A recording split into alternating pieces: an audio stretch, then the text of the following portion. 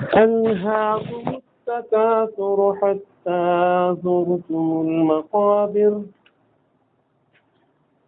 كلا سوف تعلمون ثم كلا سوف تعلمون كلا لو تعلمون علم اليقين لترون الجحيم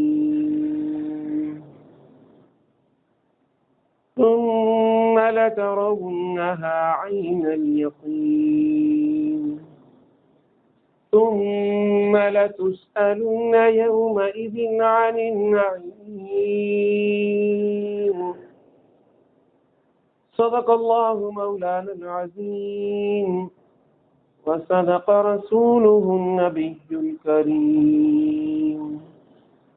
ونحن على ذلك من الشاهدين والشاكرين والحمد لله رب العالمين. درود شریف پڑھیں. اللهم صل على محمد وعلى آل محمد كما صليت على إبراهيم وعلى آل إبراهيم إنك حميد مجيد. اللهم بارك على محمد وعلى آل محمد كما باركت على إبراهيم وعلى آل إبراهيم إنك حميد مجيد. انتہائی قابل احترام بزرگوں اور نوجوان ساتھیوں، آپ کے سامنے قرآن پاک کے آخری پارے سے سورہ تکاثر کی تلاوت کی گئی. اللہ رب العالمین سے دعا کرتا ہوں کہ وہ مجھے سچ کہنے کی، ہم سب کو سمجھنے کی اور آخر میں ہم سب کو ان آیات مبارکہ پر عمل کرنے کی توفیق عطا فرمائے. یہ سورہ مبارکہ نبی آخر الزماں حضرت محمد مصطفیٰ صلی اللہ علیہ وسلم پر مکے میں نازل ہوئی تھی، اور اس سورہ مبارکہ کے اندر ایک رکوع 8 آیات ہیں. اللہ تعالیٰ سے دعا کرتا ہوں کہ اس سورہ مبارکہ میں جو کچھ اللہ تبارک و تعالیٰ نے پیغام قیامت تک کی انسانیت کے لیے رکھا ہے، اس کے مفہوم کو، اس کے مقصد کو آپ تک پہنچا سکوں. اور اس کے بعد یہ دعا کرتا ہوں کہ اللہ تعالیٰ جو کچھ سمجھا ہم لوگوں نے ان آیات کے نتیجے کے اندر، ہم سب کو ان پر عمل کرنے کی توفیق عطا فرمائے. پھر اللہ کا پیغام ہے، اس کو پہنچانے میں اگر کوئی کمی کوتاہی مجھ سے سرزد ہو جائے تو اللہ تعالیٰ ان کوتاہیوں اور کمزوریوں سے اور ان لغزشوں سے مجھے بچنے کی توفیق عطا فرمائے. اپنی حیت کے لحاظ سے یہ ایک انتہائی مختصر سی سورہ ہے اور 8 جملوں کا ایک مجموعہ ہے. اللہ تبارک و تعالیٰ نے ان 8 جملوں کے اندر انسانوں کو خبردار کیا ہے، انسانوں کو ہوشیار کیا ہے، اور اللہ تبارک و تعالیٰ نے انسانوں کے اندر موجود ایک بہت بڑے مرض کی نشاندہی کی ہے. ایک ایسا مرض کہ جو انسان کی عاقبت کو، انسان کی آخرت کو برباد کیے جا رہا ہے. اللہ تبارک و تعالیٰ نے اس معاشرے کے اندر موجود، اس کے بعد کے معاشروں کے اندر موجود، آج کے اس معاشرے کے اندر موجود اور آج کے بعد بھی جتنے بھی ادوار اس دنیا کے اندر آئیں گے، ہر دور کے حوالے سے انسانیت کی ایک بہت بڑی رہنمائی کا سامان اس سورہ مبارکہ کے اندر فراہم کر دیا ہے. اگر ہم تھوڑا غور کریں تو ہمیں یہ بات محسوس ہوتی ہے کہ جن معاشروں کے اندر ہم لوگ رہتے ہیں وہاں انسانوں کی فطرت کیا ہے، وہاں انسانوں کا مزاج کیا ہے، وہاں انسانوں کی حالت کیا ہے. ہم یہ دیکھتے ہیں کہ انسانوں کو انسانیت کی فکر ہونے کے بجائے اس دنیا کے اندر ایک دوسرے سے آگے بڑھنے کی فکر لگی ہوئی ہے. اور ہر ایک انسان یہ کہ اس دنیا کو کمانے کے پیچھے، اس دنیا کو حاصل کرنے کے پیچھے اپنے دن اور رات لگاتا ہے اور اس کے اندر اپنی پوری توانائیاں اور قوتیں صرف کرتا ہوا نظر آتا ہے. اس حوالے سے اگر ہم دیکھیں کہ ان حالات کے اندر اور ایسے حالات کے اندر جب بھی کوئی داعی حق کی دعوت لے کر اٹھتا ہے تو لوگ اس حق کی دعوت کی طرف اپنا ذہن لے جانے کے بجائے اس حوالے سے کہ اس دنیا کے اندر اس دعوت کو اور حق کو لے کر چلا جائے اور معاشرے کے اندر اس حق کے غلبے کی جدوجہد کی جائے، لوگ اپنی معاش کی فکر کے اندر لگے ہوئے ہوتے ہیں. اللہ رب العالمین نے انسانیت کی اسی فکر کو یہاں پر تنقید کا نشانہ بنایا ہے، اور اسی فکر کے اوپر کہ انسان خدا کی اس فکر کو چھوڑ دے، خدا کے اس دین کی فکر کو چھوڑ دے، یا خدا کے جو انبیاء اس دنیا کے اندر خدا کا پیغام لے کر آئے اس پیغام کو سمجھنے کے بجائے، اس پر عمل پیرا ہونے کے بجائے، اس دعوت کو لوگوں تک پہنچانے کے بجائے تو لوگ ہیں کہ مال کو سمیٹنے میں لگے ہوئے ہیں. اگر دنیا کے اندر آپ لوگ دیکھ لیں کہ دنیا کے اندر جب بھی حق کی دعوت کوئی لوگ لے کر اٹھے ہیں تو معاشرے کا ایک بڑا محدود طبقہ ہوتا ہے کہ جو اس حق کا ساتھ دیتا ہے. اور اگر یہ بات بھی ایک حقیقت کے طور پہ سمجھ لی جائے تو معلوم یہ ہوتا ہے کہ اس مخالفت کرنے والے دھڑے کی تعداد بھی کوئی بہت زیادہ تعداد نہیں ہوتی. وہ بھی معاشرے کا ایک قلیل طبقہ ہوتا ہے. معاشرے کا کثیر طبقہ اس حق اور شر کی کشمکش میں اپنے آپ کو بچا کر رکھتا ہے کہ دیکھیں گے ان میں سے جو کامیاب ہوگا ہم تو کل اس کے ساتھ ہوں گے. اور معاملہ کچھ اسی طرح ہوتا ہے. اگر حق غالب آ جاتا ہے تو فوج در فوج یہ لوگ حق کے ساتھ شامل ہونا شروع ہو جاتے ہیں. اور اگر حق مغلوب ہو جاتا ہے اور باطل غالب آ جاتا ہے تو یہ لوگ باطل کے پاس پہنچ جاتے ہیں. گویا کہ ان کو حق اور باطل سے کوئی سروکار نہیں ہے. ان کو سروکار اپنے کاروبار سے ہے، اپنے مفادات سے ہے، اپنی زندگیوں سے ہے اور اپنے مستقبل سے ہے. اسی حوالے سے دنیا کے اندر یہ لوگ اپنی جدوجہد کو جاری رکھے ہوئے ہوتے ہیں اور ہر معاشرے کے اندر ایسے لوگ موجود ہوتے ہیں. اب وہ بات کہ وہ لوگ جنہوں نے دنیا کے اندر حق کی حفاظت کی اور حق کا ساتھ دیا اور حق کے قافلے کے اندر شامل ہو گئے، وہ لوگ تو دنیا کے اندر حق کے علمبردار بھی کہلائے، اللہ رب العالمین کے انعامات کے حقدار بھی قرار پائے. وہ لوگ کہ جو اس حق کو مٹانے کے لیے مخالفوں کی صفوں میں کھڑے ہو گئے، وہ اللہ رب العالمین کے عذاب کے حقدار ٹھہرے. لیکن وہ لوگ کہ جو دیکھ رہے ہیں کہ حق حق ہے اور باطل باطل ہے اور ان کی کشمکش دنیا کے اندر جاری ہے، لیکن اپنا وزن ڈالنے کے لیے جو لوگ تیار نہیں ہے تو وہ حق کی مخالفت کرنے والوں سے بڑھ کر مجرم ہیں. اس لیے کہ وہ تو اپنی ناسمجھی کی وجہ سے یا اپنی انانیت کی وجہ سے یا دنیا داری کی وجہ سے یا کسی اور معاملے کی وجہ سے حق کی مخالفت کر رہے ہیں. لیکن جو حق کو حق سمجھ کر بھی حق کا ساتھ نہ دے تو اللہ رب العالمین کی بارگاہ میں ان سے بڑا مجرم قرار پاتا ہے. اس سورہ مبارکہ کے اندر اگر آپ لوگ دیکھیں تو اللہ تبارک و تعالیٰ نے اسی تیسرے گروہ کا ذکر کیا ہے جو معاشرے میں یہ دعوت تو دیتا ہوا نظر آتا ہے، یہ دیکھتا ہوا نظر آتا ہے، یہ سمجھتا ہوا نظر آتا ہے کہ حق والے لوگ تو واقعی بڑے اچھے لوگ ہیں، بڑے نیک لوگ ہیں، بڑے شریف لوگ ہیں، یہ لوگ بڑے دیانتدار لوگ ہیں، بڑے امانت دار لوگ ہیں، بڑے جری اور بہادر قسم کے یہ لوگ ہیں. اور یہ لوگ حق بات کہنے سے کبھی گھبرانے والے لوگ نہیں اور حق پر ڈٹ جانے والے لوگ ہیں اور حق کے لیے جدوجہد کرنے والے اور کشمکش کرنے والے یہ لوگ موجود ہیں دنیا کے اندر. لیکن اس کے باوجود بھی یہ ان کا ساتھ دینے کے لیے تیار نہیں ہوتے. وہ سمجھتے ہیں کہ یہ کلیم ہیں، یہ کمزور ہیں، اگر ان کا ہم نے ساتھ دیا تو جبر کرنے والوں کے جبر کا نشانہ ہم لوگ بن جائیں گے. تو گویا کہ ان کو اپنا کاروبار عزیز ہو گیا، ان کو اپنی زندگیاں عزیز ہو گئیں اور اسی کاروبار اور اسی زندگی کی محبت کے اندر، اسی مال اور اسی عیال کی محبت کے اندر یہ لوگ حق کے ساتھ دینے کے لیے تیار نہیں ہوتے. تو رب کائنات نے اس سورہ مبارکہ کے اندر انہی افراد کی بات کی ہے کہ جو معاشرے میں اس جد و جہد کا حصہ نہیں بنتے بلکہ اس جد و جہد سے بڑھ کر ان کو اپنا مال عزیز ہوتا ہے، اپنی دولت عزیز ہوتی ہے. امام بخاری رحمۃ اللہ علیہ نے ابن جریر سے حضرت ابی بن قعب رضی اللہ تعالیٰ عنہ کی ایک حدیث نقل کی ہے، قول نقل کیا ہے کہ ہم رسول اکرم صلی اللہ علیہ وسلم کے اس ارشاد کو کہ اگر آدم زاد کے پاس 2 وادیاں بھر، یہاں وادی کا ذکر ہوا ہے، آپ کو معلوم ہے کہ سندھ کو بھی وادی کہا جاتا ہے اور سوات کو بھی وادی کہا جاتا ہے،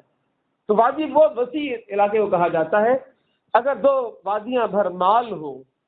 اب وادی میں کتنا مال سما سکتا ہے اندازہ لگا لیں، 2 وادیاں بھر مال ہو تو وہ تیسری وادی کی تمنا کرے گا. پھر آپ صلی اللہ علیہ وسلم نے فرمایا کہ ابن آدم کا پیٹ قبر کی مٹی کے سوا کوئی چیز نہیں بھر سکتی. فرمایا کہ یہ قول ہم لوگ قرآن سے سمجھتے تھے، حالانکہ تھی حدیث. پھر فرمایا یہاں تک کہ قرآن پاک کی سورہ الہاکم التکاثر نازل ہو گئی. اب ہم سمجھ گئے کہ اس موضوع پر خدا کا پیغام تو یہ ہے اور وہ رسول خدا کا قول ہے. اسی طرح تفسیر القرآن کے اندر سے مدودی رحمۃ اللہ علیہ نے ایک اور حدیث نقل کی ہے، ابن جریر نے نقل کی ہے، ترمذی شریف کے اندر یہ حدیث موجود ہے کہ حضرت علی کا قول یہ ہے کہ فرمایا کہ ہم عذاب قبر کے بارے میں شک میں پڑے ہوئے تھے، ابتدائی دور تھا ابھی، اور فرمایا کہ ہم عذاب قبر کے بارے میں شک میں پڑے ہوئے تھے یہاں تک کہ الہاکم التکاثر نازل ہو گئی. الہاکم التکاثر اس سورہ نے ہمیں عذاب قبر کی حقیقت سے آگاہ کر دیا اور آخرت کے بارے میں ہمیں آگاہ کر دیا. علامہ اسد ایک بہت بڑا نام ہے جو جدید دور کے اندر 19ویں صدی کے اندر اس دنیا کے نقشے پر ان کا یورپ کے اندر دعوت کے حوالے سے ایک بہت بڑا نام ہے. علامہ اسد پہلے مسلمان نہیں تھے، لئیس ان کا نام تھا اور وہ بعد میں مسلمان ہوئے. اور آپ نے آپ کی ایک کتاب ہے اور اس کتاب کے اندر آپ نے ایک حدیث کا ذکر کیا ہے اور اس سورہ مبارکہ کی فضیلت کو بیان فرمایا ہے اور فرمایا نبی اکرم صلی اللہ علیہ وسلم کے حوالے سے آپ صلی اللہ علیہ وسلم نے صحابہ سے پوچھا کہ تم میں سے کوئی آدمی اس بات کی قدرت رکھتا ہے کہ وہ روزانہ 1000 رکعتیں تلاوت کر لیا کرے؟ تو صحابہ نے عرض کیا پھر خدا ہم میں سے کون ہے کہ جو اتنی استطاعت رکھتا ہو کہ وہ روزانہ 1000 آیتیں تلاوت کر لیا کرے؟ تو آپ صلی اللہ علیہ وسلم نے فرمایا کہ کیا تم میں سے کوئی سورہ تکاثر نہیں پڑھ سکتا؟ اب اندازہ لگائیں کہ اللہ کے نبی صلی اللہ علیہ وسلم کی حدیث سے یہ پیغام ملتا ہے، اور معارف القرآن کے اندر مفتی شفیع عثمانی صاحب جو مفتی اعظم پاکستان کہلائے، انہوں نے اس حدیث کو نقل کیا ہے معارف القرآن کے اندر، اور فرمایا کہ سورہ تکاثر ایک سورہ 8 چھوٹی سی آیت ہے، یہ تلاوت کر لی جائے گا روزانہ تو 1000 آیتوں کو پڑھنے پہ جو ثواب ملتا ہے وہ اس ایک سورہ کو پڑھنے پہ انسان کو اجر اور ثواب مل سکتا ہے۔ آپ کو معلوم ہے کہ فی ظلال القرآن ایک بہت ہی عظیم تفسیر ہے، اور میری خواہش ہے کہ جہاں پر ہم لوگ بہت سا دعوتی لٹریچر تقسیم کر رہے ہوتے ہیں تو اگر ہمارے ساتھی کوشش کریں اور فی ظلال القرآن کی تفسیر ہمارے لائبریریوں کے اندر آ جائے، اس تفسیر کے اندر جو جذباتیت ہے بڑی قرآن کے احکامات سے متعلق، جو مفسر ہے وہ جیل کی کوٹھری کے اندر بیٹھ کے تفسیر لکھ رہا ہے جہاں پر بیٹھنے والوں کو پھانسی دی جاتی ہے، یعنی کہ یہ معلوم ہے مجھے پھانسی ہو جانے والی ہے، اور اس کی کیفیت کیا ہوگی اس کوٹھری کے اندر بیٹھے ہوئے، وہ دل کی کس گہرائی سے اور کس درد سے قرآن پاک کی آیتوں کی تفسیر لکھ رہا ہوگا۔ میں بس یہاں پر ایک جملہ جو انہوں نے اس سورہ کے مبارک بیان فرمایا اپنی تفسیر فی ظلال القرآن کے اندر، جذباتی تفسیر کہلاتی ہے، اگر یہ تفسیر ہم لوگ پڑھیں تو ہمارے جذبات بھی جاگ اٹھیں گے، اور ہم بھی انشاءاللہ اسی طرح جو وہ جان کی قربانی دینے کے لیے تیار ہو گئے تو ہم بھی اس طرح جان کی قربانی دینے کے لیے تیار ہوتے ہیں۔ فرماتے ہیں کہ اس سورہ کا آہنگ بڑا بزرگ ہے،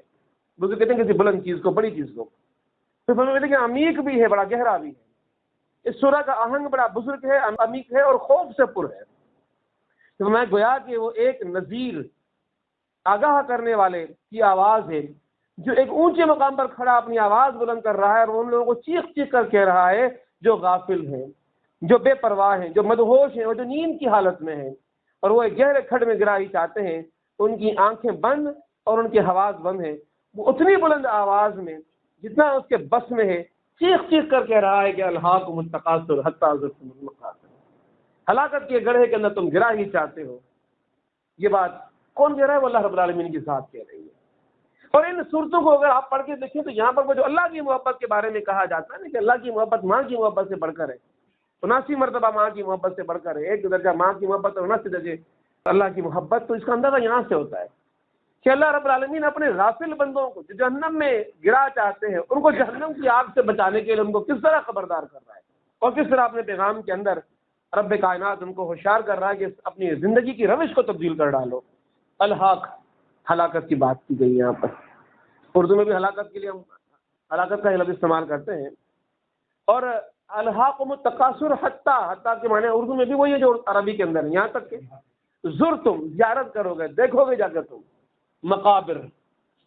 یہ جو لت لگ جاتی ہے انسان کو کثرت کی، یہ ختم نہیں ہونے والی ہوتی، یہ ایک ایسے لت ہے جو اگر انسان کو لگ جائے تو پھر یہ قبر میں جا کر انسان کا دم کی جان چھوڑتی ہے، یہ معاملہ قبر سے پہلے ختم ہونے والا نہیں ہے۔ یعنی کہ اگر انسان دیکھے تو ان آیتوں کے اندر انسان کی اس روش پر خدا رب ذوالجلال کی طرف سے اظہار افسوس بھی کیا جا رہا ہے کہ افسوس ہے ان انسانوں کے اوپر کے جو کثرت کی حوث کے اندر پڑ گئے، زیادہ سے زیادہ مال کمانے کی حوث، اولاد دور میں اولاد کی کثرت کی بھی انسان کے اندر حوث ہوتی تھی، اب تو وہ بچے دو ہی اچھے کے نعروں نے دنیا کے اندر سے وہ اولاد کی کثرت کی حوث تو ختم کرا ڈالی،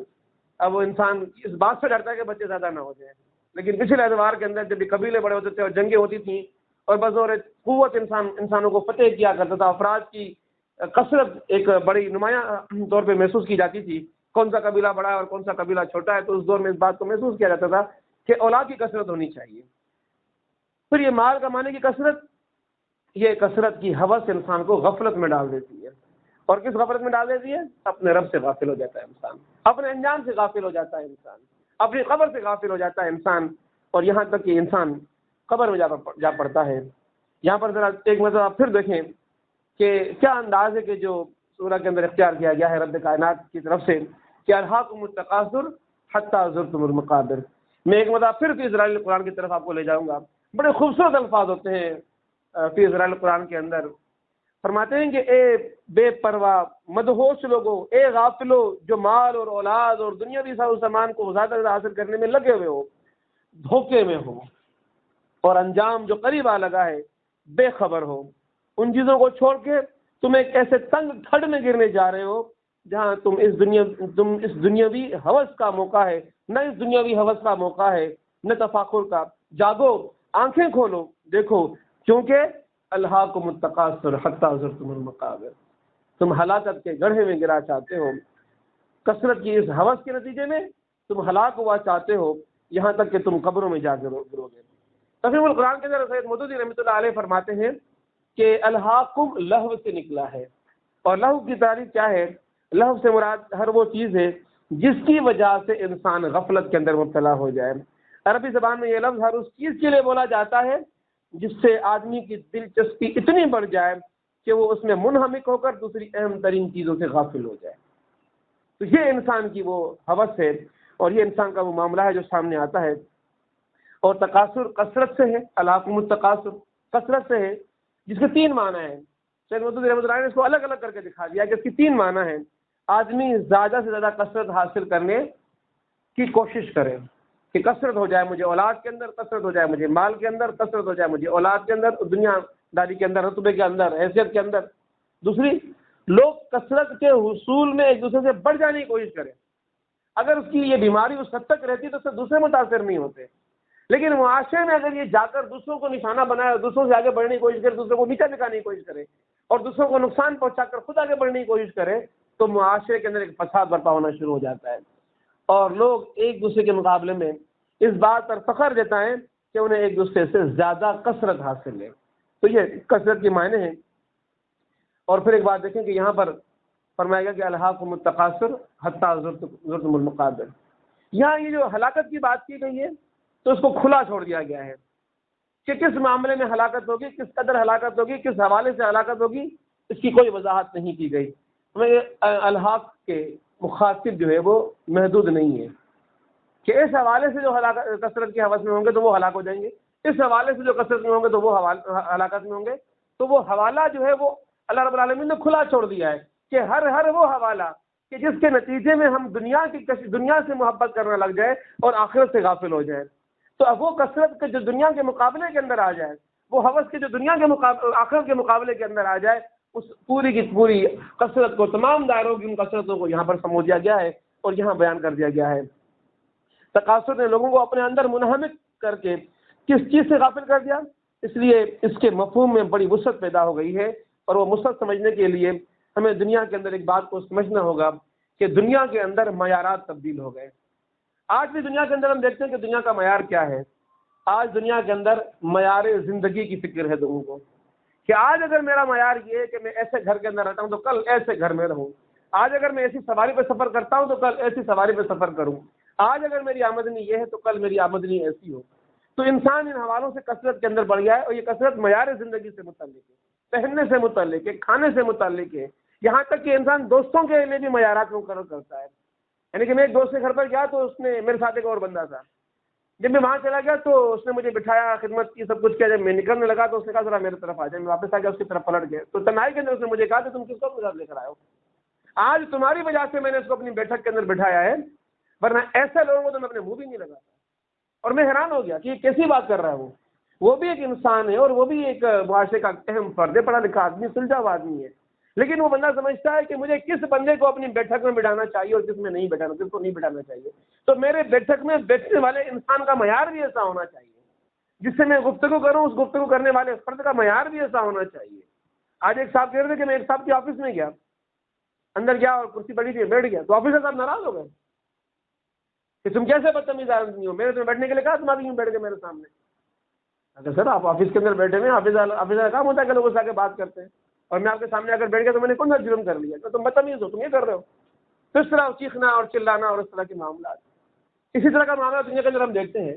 کہ لوگ جو بیچارے دیہاتوں سے تھکے ماندے آفسوں کے اندر پہنچتے ہیں۔ پچھلے دنوں کی بات ہے کہ آفس کے اندر آفیسر بیٹھا ہوا ہے اور لوگ تھکے ماندے دیہاتوں سے آئے ہیں، اگر ملنا چاہتے ہیں صاحب سے بات کرنی ہے، ہمارا مسئلہ ہے، تو کہا کہ نہیں، میں ایسا نہیں ملتا، مجھ سے ملنے کے لیے پہلے اپوائنٹمنٹ لینی چاہیے، اندر کوئی بھی نہیں ہے، خالی بندہ بیٹھا ہوا ہے، مجھ سے پہلے ملنے کے لیے پہلے کہا کہ سر وہ تو بہت دور سے آئے، دیہاتوں سے آنا، ملنے مہربانی کریں، کہا کہ نہیں میں نہیں ملوں، کچھ بھی ہو جائے۔ ایک صاحب نے زور بھرا اور ان کو اندر لے کر آ گیا کہ آپ بات کریں اس سے، تو اس جو لے کر آیا اندر اس سے کہا کہ میں ڈیموکریٹک نہیں ہوں، جمہوری آدمی نہیں ہوں کہ ہر ایک سے ملتا پھروں، میں آٹوکریٹک رویے کا۔ یہ ضلعوں میں ذہن دیکھے کہ ضرورت مند لوگوں سے ملنے کے لیے بھی ہمارے پاس معیارات ہیں۔ وہ مجھ سے ٹائم لے، میرا ٹائم فضول نہیں ہے، میرا ٹائم اہم ٹائم ہے، اس ٹائم کے لحاظ سے لوگ مجھ سے میرے وقت لے کر مجھ سے بات کریں گے تو میں ان سے بات کروں گا، ورنہ میں ان سے بات کرنے کے لیے تیار نہیں ہوں۔ تو ان معاشروں کے اندر یہ رویے ہمیں ہر جگہ نظر آتے ہیں، اور ان رویوں کے نتیجے میں معاشرے کے اندر ایک بہت بڑی ہمیں تبدیلی محسوس ہوتی ہوئی نظر آتی ہے۔ معارف القرآن کے اندر قرطبی کی روایت ابن عباس رضی اللہ تعالیٰ عنہ نے فرمایا کہ نبی اکرم صلی اللہ علیہ وسلم نے فرمایا کہ الہاکم التکاثر پڑھ کر آپ نے فرمایا کہ یہ ہے کہ مال کا ناجائز طریقوں سے حاصل کیا جائے، یعنی کہ اگر کثرت حاصل کی جا رہی ہے جائز طریقوں سے تو اس کو منع نہیں کیا گیا، ناجائز طریقوں سے حاصل کیا جائے تو اسے منع کیا گیا ہے۔ اور مال پر جو فرائض ہیں جو اس کے اوپر عائد ہوتے ہیں انہیں اگر خرچ نہ کیا جائے تو اس طرف تنبیہ کی گئی ہے۔ اس کے اندر کما تو لیا لیکن ہم زکوٰۃ دینے کے لیے تیار نہیں، کما تو لیا لیکن مسکینوں کا جو اس پر حق بنتا ہے وہ ادا کرنے کے لیے میں تیار نہیں۔ اللہ کے نبی صلی اللہ علیہ وسلم نے اس کی وضاحت اس طرح بھی بیان فرمائی۔ ایک اور جگہ آتا ہے کہ حضرت عبداللہ بن شخیر فرماتے ہیں کہ میں ایک روز آپ صلی اللہ علیہ وسلم کی خدمت میں حاضر ہوا تو آپ صلی اللہ علیہ وسلم نے الہاکم التکاثر تلاوت فرمائی اور پھر فرمایا کہ آدمی کہتا ہے کہ میرا مال، آدمی کہتا ہے کہ میرا مال میرا مال، حالانکہ اس میں تیرا حصہ تو اتنا ہے جس نے تمہیں کھا کر فنا کر دیا یا پہن کر بوسیدہ کر دیا یا صدقہ کر کے آگے بڑھ دیا، اس کے سوا جو کچھ ہے وہ تیرے ہاتھ سے جانے والا ہے اور تو اس کو لوگوں کے لیے چھوڑنے والا ہے۔ یعنی کہ دیکھیں حدیث میں کتنی وضاحت کے ساتھ بات کی گئی ہے کہ اس دنیا کے اندر ہم جتنا بھی مال حاصل کرتے ہیں، دولت حاصل کرتے ہیں یا پیسہ حاصل کرتے ہیں، اس میں سے ہمارا مال کیا ہے؟ ہمارا مال تو وہ ہے کہ اس دنیا کے اندر رہتے ہوئے ہم نے صدقہ کر دیا، وہ آگے بڑھ گیا، وہ آگے محفوظ ہو گیا۔ اس کے علاوہ جو کچھ کھانے میں نے خرچ کیا وہ سارا ضائع ہو گیا، جو کچھ پہننے میں نے خرچ کیا وہ سارا کا سارا ضائع ہو گیا۔ اسی لیے عیسیٰ علیہ السلام فرمایا کرتے تھے کہ تو اپنا مال اپنے رب کے پاس رکھوا دے۔ پھر فرمایا کیوں؟ جہاں تیرا مال ہوگا وہیں تیرا دل ہوگا، تیرا مال تیرے رب کے پاس ہوگا تو تیرا دل بھی تیرے رب کے ساتھ ہوگا۔ تو اگر تو چاہتا ہے کہ تیرا دل تیرے رب کے ساتھ وابستہ ہو جائے تو اس مال کو تو اپنے رب کے حوالے کر دیا کر، تیرا دل تیرے رب کے ساتھ لگنا شروع ہو جائے گا۔ بخاری شریف کے اندر آتا ہے کہ 3 چیزیں ایسی ہیں جو انسان میں سے نہیں جاتی۔ 2 تو جب انسان مرتا ہے تو وہ 3 چیزیں اس کے ساتھ چلتی ہیں، حدیث مشہور ہے آپ لوگوں نے سنی ہوگی، ابن کثیر کے اندر ہے، بخاری شریف کے اندر بھی موجود ہے کہ میت کے ساتھ 3 چیزیں چلتی ہیں، اور جب انسان کو قبر میں اتارا جاتا ہے تو 2 چیزیں پلٹ کر واپس آ جاتی ہیں اور ایک چیز ہے جو اس کے ساتھ قبر کے اندر جاتی ہے۔ فرمایا کہ قبر جب میت چلتی ہے تو اس کی آل اس کے ساتھ چلتی ہے اور اس کا مال وہ اس کے ساتھ ہوتا ہے، پیچھے ہوتا ہے، لیکن جب اس کو قبر میں اتارا جاتا ہے تو اس کے صرف اعمال قبر کے اندر جاتے ہیں، باقی دونوں چیزیں پیچھے رہ جاتی ہیں۔ تو فرمایا کہ جو کام آنے والی چیزیں جو قبر میں تیرے کام آئے گی وہ تیرا عمل ہے، اور اس عمل کو اگر تم نے اپنے ساتھ رکھا تو دنیا کے اندر کامیاب ہو جائے گا۔ ذرا مسند احمد کی ایک اور حدیث کو سن لیجیے گا۔ آپ صلی اللہ علیہ وسلم نے فرمایا کہ ابن آدم بوڑھا ہو جاتا ہے لیکن 2 چیزیں اس کے ساتھ باقی رہ جاتی ہیں، یعنی کہ بوڑھے سے بوڑھا انسان بھی 2 چیزیں نہیں چھوڑتا، میں کہ ان میں سے ایک چیز ہے لالچ اور دوسری چیز ہے امنگ۔ یہ چیزیں انسان کے اندر سے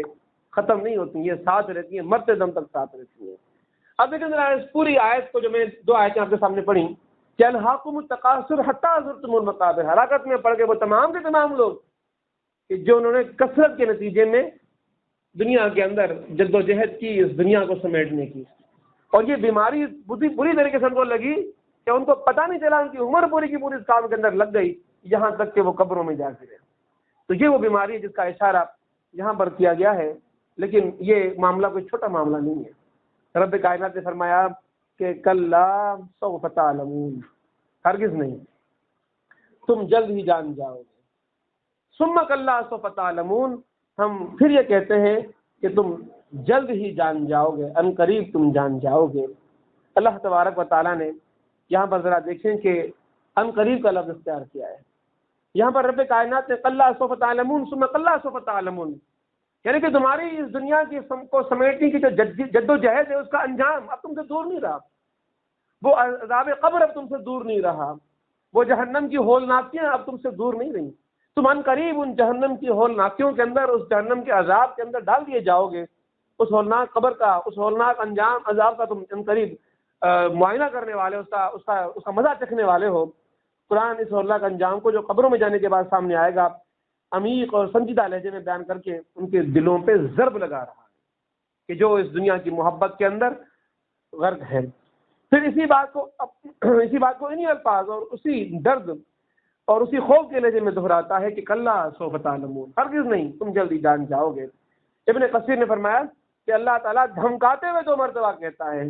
کہ حقیقت حال کا علم تمہیں ابھی ہو جائے گا۔ تفہیم القرآن میں سید مودودی رحمۃ اللہ علیہ فرماتے ہیں کہ ان قریب سے مراد آخرت بھی ہو سکتی ہے، کیونکہ جس ہستی کی نگاہ ازل سے ابد تک ہے، تمام دنیاؤں پر زمانوں پر حاوی ہے، اس کے لیے چند ہزار یا چند لاکھ سال بھی زمانے کا ایک چھوٹا سا حصہ ہوتے ہیں۔ تو ان قریب تم اس ہولناک عذاب کو چکھنے والے ہو۔ ان قریب سے مراد موت بھی ہو سکتی ہے، لیکن موت کا جو ہم سے فاصلہ ہے وہ ہم میں سے کسی کو نہیں معلوم کہ کون کتنی دیر کے بعد، کتنے گھنٹوں کے بعد، کتنے لمحوں کے بعد، کتنی راتوں دنوں کے بعد، مہینوں کے بعد ہم سے جدا ہونے والا ہے۔ ہم اس دنیا کے اندر روز کندھوں پہ اپنے عزیزوں کے لاشوں کو اٹھاتے ہیں، جنازوں کو اٹھاتے ہیں، اور ہم بھی اسی طرح کبھی لوگوں کے کندھوں پر ہوں گے، اور نہ جانے ہم کندھے بھی ہمیں نصیب ہو سکیں یا نہ ہو سکیں۔ دنیا کے اندر یہ معاملہ ہوتا رہتا ہے، اور دنیا کے اندر یہ معاملہ اسی طرح چلتا رہتا ہے۔ تدبر قرآن کے اندر مولانا امین حسن اسرائیل صاحب نے اس آیت کو کچھ انداز سمجھایا کہ یہ ان غفلت کی باتوں پر نہایت زوردار اور مؤثر تنبیہ ہے کہ سب کچھ سمجھانے کے بعد بھی اگر تم آنکھیں کھولنے کے لیے تیار نہیں ہو تو سن رکھو کہ زندگی یہی نہیں ہے جو تمہیں نظر آ رہی ہے، اور جس کے عشق نے تمہیں فریب میں مبتلا کر رکھا ہے اس کا اصل چہرہ تمہاری نظروں سے اوجھل ہے، جس کو تم جلد دیکھو گے، اور پھر سن لو کہ اس کو تم عنقریب دیکھو گے، اس دنیا میں بھی دیکھو گے اور آخرت میں بھی دیکھو گے، اور اس میں زیادہ دیر نہیں ہے، تمہارے لیے عدالت قائم ہو چکی ہے اور فیصلہ ہونے ہی والا ہے۔ لفظ تعلمون کے ابہام کے اندر جو وعید مضمر ہے وہ محتاج بیان نہیں ہے، وہ خود ہی بتا رہی ہے کہ تعلمون تم جلد ہی جان جاؤ گے، تمہیں پتہ چل جائے گا، تم جلد ہی دیکھ لو گے اپنی نگاہوں کے ساتھ جو کچھ تمہارے ساتھ ہونے والا ہے۔ فرمایا کہ کلا لو تعلمون علم الیقین، ہرگز نہیں، تمہیں جلد ہی علم ہو جائے گا وہ علم جو یقین کا علم ہے۔ اب یقین کا علم کیا ہوتا ہے؟ یقین کا علم وہ ہوتا ہے کہ جو دنیا کے اندر انسان اپنی عقل کو استعمال کرتے ہوئے، دلائل کو دیکھتے ہوئے، دلائل کو مد نظر رکھتے ہوئے، دلائل کے ذریعے انسان حاصل کرتا ہے یا سمجھتا ہے۔ یعنی کہ دنیا کے اندر میں دیکھ رہا ہوں کہ میرے حال ہی کے اندر نانا کا انتقال ہوا، نانی کا انتقال ہوا، چچی کا انتقال ہوا، اگر میں دیکھ رہا ہوں کہ سب لوگ اس طرح مر رہے ہیں تو کل مجھے یقین ہے کہ مجھے مرنا ہے، تو یہ ان کا مرنا دلیل ہے میری موت کے لیے کہ مجھے مرنا ہے۔ میں نے دنیا کے اندر دیکھا کہ جب میں ان کو قبر میں اتارنے گیا تو وہ خالیہ قبر کے اندر اترے ہیں، کوئی عزیز ان کے ساتھ قبر کے اندر نہیں اترا، تو میں بھی اسی طرح خالیہ قبر کے اندر اتارا جاؤں گا۔ مجھے معلوم ہے کہ وہ جو کچھ انہوں نے کمایا اپنے پیچھے چھوڑا وہ ان کے کام نہیں آیا، وہ ان کے پیچھے والوں نے آپس میں حصہ داری کر کے بانٹ بوٹ کے ختم کر دیا، تو میرے بعد بھی جو کچھ ہوگا وہ میرے کام تو نہیں آئے گا، وہ اسی طرح دنیا کے اندر بانٹ بوٹ دیا جائے گا، میرے کام نہیں آنے والی وہ چیز۔ تو یہ علم الیقین ہے کہ جو میں دنیا کے اندر رہتے ہوئے دلائل کی روشنی میں سمجھ رہا ہوں۔ تو خدا کہہ رہا ہے کہ اس دنیا کی حقیقت کو اگر تم سمجھنا چاہو، اور اس دنیا کی حقیقت کے نتیجے میں اپنے خدا کی حقیقت کو تم سمجھنا چاہو، اس دنیا کی حقیقت کے نتیجے کے اندر تم حق اور باطل کی حقیقت کو سمجھنا چاہو، تو یہ ساری باتیں دنیا کے اندر آفاق اور اس کے اندر موجود ہیں، یہ محتاج دلائل نہیں ہے، اس کے لیے کوئی بہت بڑے اشارے دینے کی ضرورت نہیں ہے۔ لوگ مر بھی رہے ہیں، لوگ جی بھی رہے ہیں، لوگ ضلالت کی زندگی بھی گزار رہے ہیں، اور لوگ سچائی کی زندگیاں بھی گزار رہے ہیں، حق کی زندگیاں بھی گزار رہے ہیں، حق کی خاطر پھانسیوں پہ بھی چڑھائے جا رہے ہیں۔ جس طرح سید قطب جنہوں نے فی ذرائع القرآن کی تفسیر لکھی، ان کو بھی پھانسی پہ چڑھا دیا گیا تھا۔ سید مودودی رحمۃ اللہ علیہ کو بھی پھانسی کی سزا سنا دی گئی تھی۔ لوگ حق کی خاطر اس طرح کی سزائیں اپنی دنیا کی زندگیوں کے اندر قبول کرتے ہوئے اور اس طرح پھانسی کے پھندوں کو چومتے ہوئے دنیا کے اندر نظر آئے۔ تو یہ دنیا کے اندر حقائق اور مشاہدات، یہ ساری چیزیں ہمارے سامنے موجود ہیں، لیکن ان تمام حقائق کے باوجود بھی ہم حق کو سمجھنے سے انکار کر دیں۔ خدا نے اپنی حجت پوری کر دی ہے، خدا نے اس کائنات کے اندر یہ تمام حقیقتیں سامنے پیش کر کے ہماری سمجھ میں نہ آنے والی کوئی چیز نہیں چھوڑی ہوئی، کوئی ابہام نہیں چھوڑا ہوا کہ اس کو دیکھ کر ہم سمجھیں کہ دنیا کے اندر کوئی زندگی اور موت نام کی کوئی چیز نہیں ہوتی۔ ہم یہ نہ سمجھ سکیں کہ حق کیا ہوتا ہے اور باطل کیا ہوتا ہے، ہم یہ نہ سمجھ سکیں کہ سچ کیا ہوتا ہے اور جھوٹ کیا ہوتا ہے، ہم یہ نہ سمجھ سکیں کہ اسلام کیا ہوتا ہے اور کفر کیا ہوتا ہے، ہم یہ نہ سمجھ سکیں کہ حلال کیا ہوتا ہے اور حرام کیا ہوتا ہے۔ یہ ساری حقیقتیں رب کائنات نے اس دنیا کے اندر ہمارے سامنے رکھ دی۔ پھر وہ مثال کہ جو کثرت کی ہوس، یہ کس طرح انسان کے کام آئے گی۔ دنیا میں کثرت کو حاصل کرنے والوں کے انجام بھی خدا نے ہمارے سامنے چھوڑ دیے۔ فرعون کا منظر بھی ہمارے سامنے، صدام کا منظر بھی ہمارے سامنے، دنیا کے اندر یہ بڑے بڑے شہنشاہ، یہ بادشاہ جو دنیا سے گزر گئے، ان کے انجام بھی ہمارے سامنے۔ کون ہے جو دنیا کی دوڑ میں آگے دوڑتا چلا گیا اور سب سے آگے جا کے اس نے وننگ ٹرافی حاصل کر لی اور جنت میں چلا گیا، کامیاب ہو گیا وہ انسان۔ ہم سب اس بات کو کہتے ہیں کہ دنیا کے لیے جدوجہد کرنے والا ہمیشہ گہرائی کے جہنم کے گہرے گڑھوں میں گرنے والا انسان ہے۔ خدا نے تو یہ حقیقت ہمارے سامنے پیش کر دی ہے، لہذا رب کائنات کیا کہتا ہے؟ رب کائنات فرماتا ہے کہ لَتَرَوُنَّ الْجَحِيمَ، کثرت کی ہوس جس کے دل کے اندر ہوگی وہ اس کو اپنے اندر اتنا مدہوش کر دے گی کہ اس کو اپنی حقیقت کا علم حاصل نہیں ہو پائے گا، خدا کی حقیقت کا علم حاصل نہیں ہو پائے گا، وہ حقائق کو سامنے رکھتے ہوئے بھی دلائل کی روشنی میں سمجھنے سے اپنے آپ کو اجتناب کرتا ہوا نظر آئے گا، روکتا ہوا نظر آئے گا، حق کی راہ پر چلنے سے رکتا ہوا نظر آئے گا، تو ایسے بندے کے لیے میرے پاس سوائے جہنم کے کچھ نہیں ہے۔ اندازہ لگا لیں کہ رب کائنات نے کتنی بڑی بات کہہ دی ہے کہ الہاکم التکاثر حتی زرتم المقابر کلا سوف تعلمون ثم کلا سوف تعلمون کلا لو تعلمون علم الیقین لترون الجحیم۔ کثرت کی ہوس، انجام لترون الجحیم، لام لام تعلیل ہے، کے لیے کی بات کی جا رہی ہے، تمہارے لیے جہنم کو میں نے تیار کر دیا ہے اور اس جہنم کے اندر تمہیں ڈال دیا جائے گا۔ لیکن معاملہ ختم نہیں ہو جائے گا۔ لوگ بولیں گے کہ بھائی مال کمانے والا بھی جہنم میں جا سکتا ہے اور نہ کمانے والا بھی جا سکتا ہے، لذتیں دنیا کی حاصل کر کے بھی جہنم میں جا سکتا ہے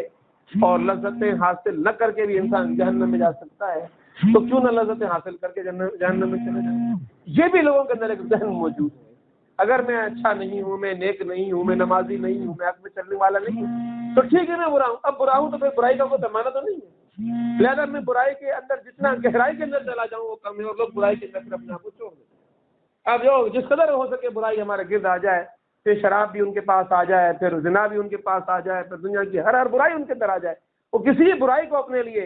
عیب نہیں سمجھتے۔ لیکن خدا رب جلالہ نے تو یہ معاملہ بالکل الٹ کر رکھ دیا۔ رب کائنات فرماتا ہے کہ ثم لتسألن یومئذ عن النعیم، تم سے سوال ہوگا، ثم لتسألن، ہرگز نہیں، تمہارے لیے تو سوال نامہ تیار ہے، یومئذ، جو اس دن تمہارے سامنے پیش کیا جائے گا، عن النعیم، کہ جس کے اندر تم نے دنیا کی دی گئی نعمتوں کے بارے میں تم سے پوچھا جائے گا، اور نعمتوں کے طلبگاروں کو خدا کہہ رہا ہے کہ تم نعمتیں چاہتے دنیا کی تمہیں حاصل ہو جائیں، تمہیں دنیا کے اندر بینک بیلنس حاصل ہو جائے، بنگلے حاصل ہو جائیں، گاڑیاں حاصل ہو جائیں، تم دنیا کے اندر معیار زندگی بلند کرنا چاہتے ہو، معیار زندگی تمہارا مقصد زندگی بن چکا ہے، معیار انسانیت پر کے پیمانوں کو تم نے اپنے قدموں کی ٹھوکروں کے اندر اٹھا کر رکھ دیا ہے، تو خدا یہ کہہ رہا ہے کہ معیار زندگی کے طلبگاروں،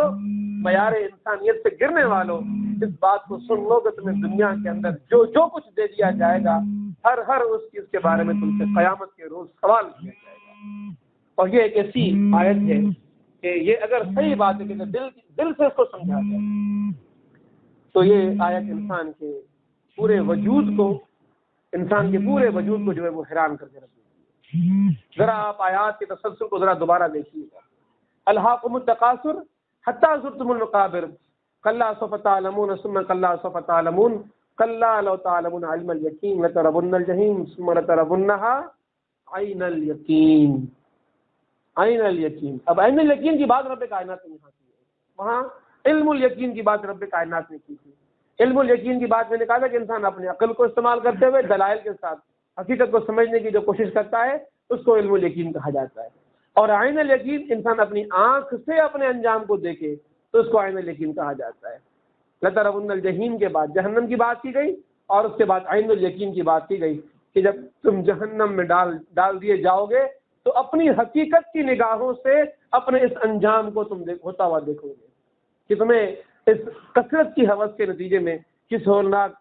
انجام سے تمہیں سروکار کیا جا رہا ہے۔ اللہ کے نبی صلی اللہ علیہ وسلم کی بے شمار احادیث ہیں کہ جو اس حوالے سے انسان کی رہنمائی کرتی ہیں۔ اللہ کے نبی صلی اللہ علیہ وسلم کے پیارے صحابی حضرت جابر بن عبداللہ روایت کرتے ہیں کہ نبی اکرم صلی اللہ علیہ وسلم ہمارے ہاں تشریف لائے اور ہم نے آپ کو تر و تازہ کھجوریں کھلائیں اور ٹھنڈا پانی پلایا۔ اس پر آپ صلی اللہ علیہ وسلم نے فرمایا کہ یہ ان نعمتوں میں سے ہیں جن کے بارے میں تم سے قیامت کے روز سوال کیا جائے گا۔ تازہ کھجوریں اور ٹھنڈا پانی، ذرا تصور کریں، یہ بھی نعمتیں ہیں اور ان کے بارے میں بھی قیامت کے روز سوال ہوگا۔ ذرا ایک اور حدیث پڑھتے ہیں، حضرت ابو ہریرہ رضی اللہ تعالیٰ عنہ راوی ہیں، رسول اکرم صلی اللہ علیہ وسلم حضرت ابو بکر صدیق اور عمر فاروق رضی اللہ تعالیٰ عنہ کے ہمراہ ایک صحابی ہیں ابو الہیثم انصاری، جن کا ایک بہت اچھا باغ تھا، اور یہ واقعہ اس دور کا کہ جب مکے کے اندر مدینے کے اندر قحط آیا ہوا تھا، اور مشہور واقعہ آپ نے سنا ہوگا کہ عمر فاروق رضی اللہ عنہ گھر سے نکلے ہیں اور دیکھا کہ وہ بکر صدیق بھی باہر ٹہل رہے ہیں. فرمایا کہ میں تو اس لیے نکلا کہ مجھ سے بھوک برداشت نہیں ہو رہی تھی، اور اس کے نتیجے میں میں نے سوچا کہ باہر نکل جاؤں، شاید کسی سے دل بہل جائے. دیکھو میں نے پیٹ پہ پتھر باندھا ہوا ہے. صدیق اکبر نے بھی اپنے کرتے کو اوپر اٹھایا تو پتھر بندھا ہوا تھا. میری حالت بھی یہی ہے. اب دونوں یاران رسول ہیں. فرمایا کہ اگر ہماری حالت ہے، رسول خدا کا پتہ کیا ہے، چلو ان کے پاس چلتے ہیں. اور دونوں رسول خدا صلی اللہ علیہ وسلم کے پاس آئے تو آ کے اپنا اپنا ماجرا سنایا، اور آپ وسلم نے اپنے کرتے کو اوپر اٹھایا تو 2 پتھر بندھے ہوئے تھے. لیکن اللہ کے رسول 2 پتھر تو باندھ کے بیٹھے ہوئے تھے لیکن کھانے کے لیے نہیں نکلے تھے. ان صحابہ کی حالت دیکھی تو کہا کہ چلو ابو الہیثم کے باغ میں چلتے ہیں. ان کو لے کے ابو الہیثم کے باغ میں پہنچے تو مشہور واقعہ ہے، بڑی لمبی حدیث ہے. داخل ہوتے ہی اونٹ نے نبی صلی اللہ علیہ وسلم کو دیکھا تو آوازیں دینا شروع کر دیں. آپ صلی اللہ علیہ وسلم اس اونٹ کے قریب گئے ہیں. اس اونٹ نے اپنا چہرہ نبی صلی اللہ علیہ وسلم کے کندھے پر رکھ دیا ہے اور عجیب عجیب آوازیں آنا شروع ہو گئی ہیں جیسے کوئی رو رہا ہو.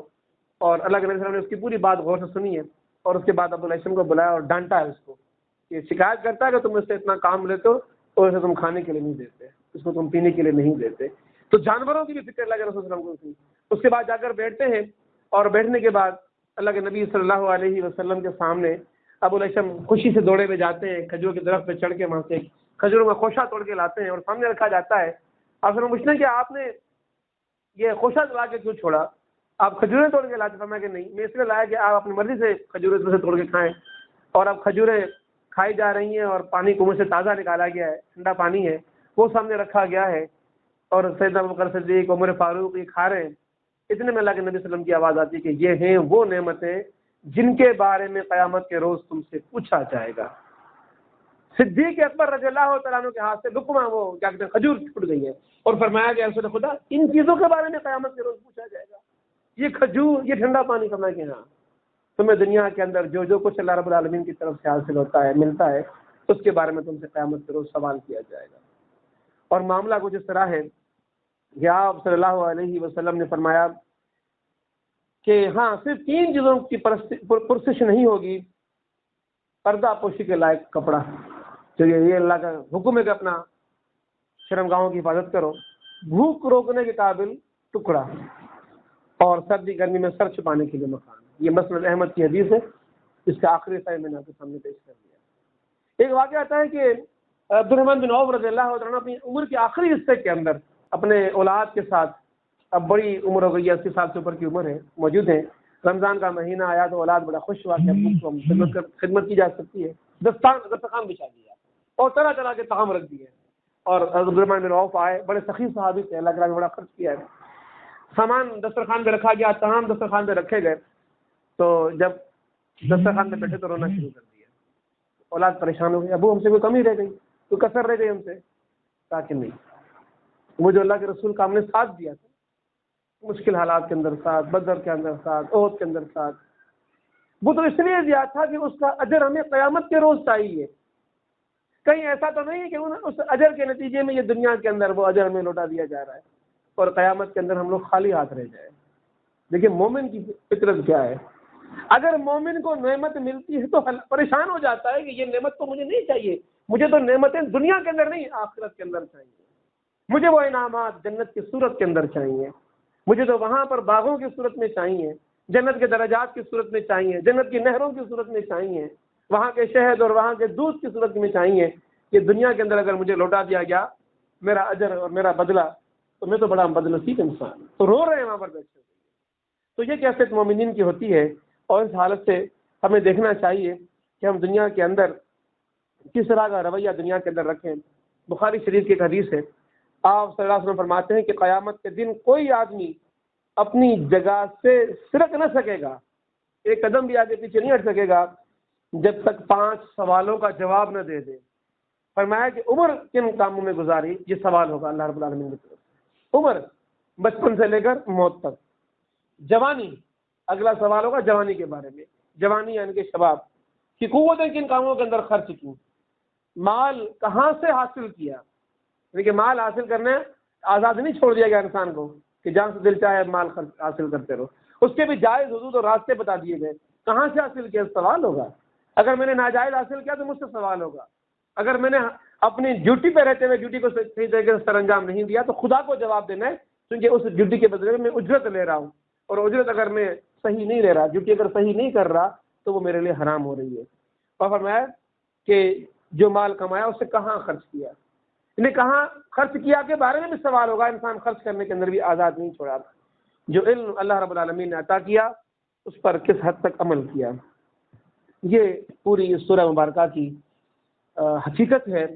اور اس حقیقت کو مد نظر رکھتے ہوئے ہمیں اس دنیا کے بارے میں سوچنا چاہیے کہ اس دنیا کی اس حقیقت کو مد نظر رکھنے کے بعد پھر ہم دنیا کے بارے میں کیا فیصلہ کرتے ہیں۔ حدیث میں آتا ہے کہ دنیا اور آخرت کی مثال ایسے ہے کہ تم میں سے کوئی اپنی انگلی سمندر میں ڈالے تو پانی جو انگلی لے کر لوٹے وہ دنیا ہے اور سمندر آخرت ہے۔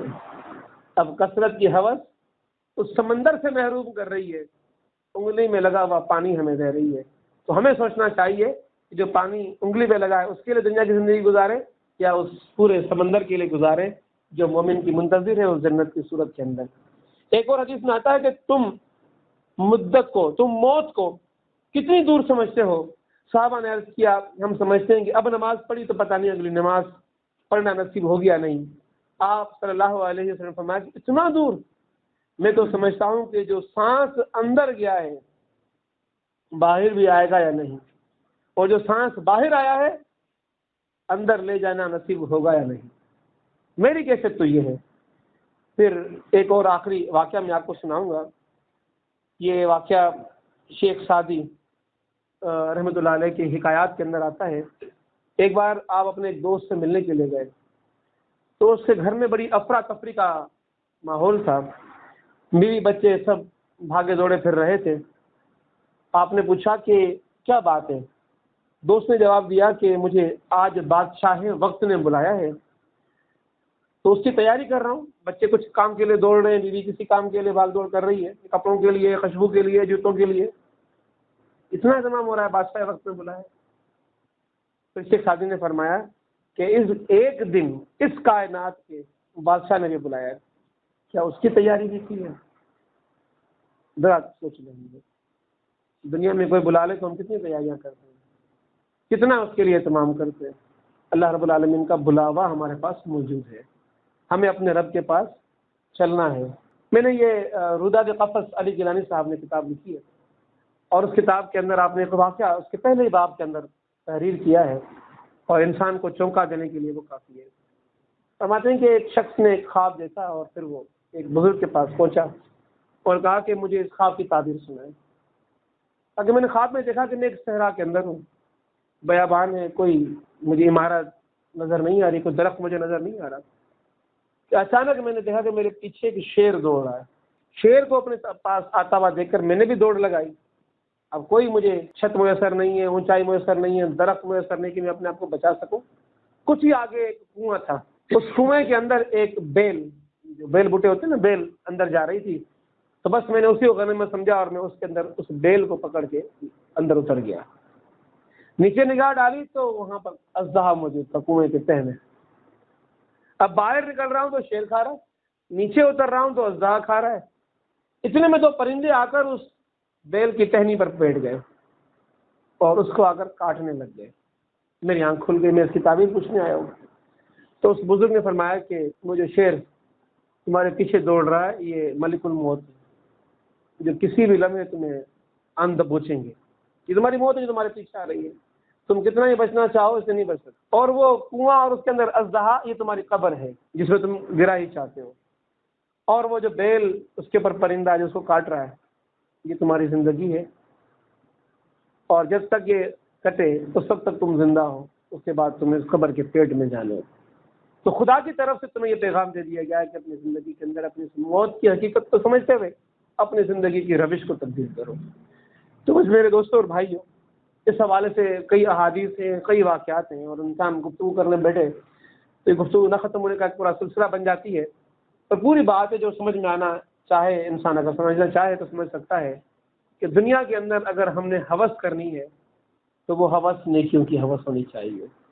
عبادات کے معاملے کے اندر انسان کو حریص ہونا چاہیے۔ اسی حوالے سے اسلاف نے کیا پیاری بات کہی کہ دنیا کے معاملے میں دیکھنا چاہتے ہو تو اپنے سے نیچے والوں کو دیکھو، تاکہ تمہارے اندر شکر گزاری کی کیفیت پیدا ہو جائے،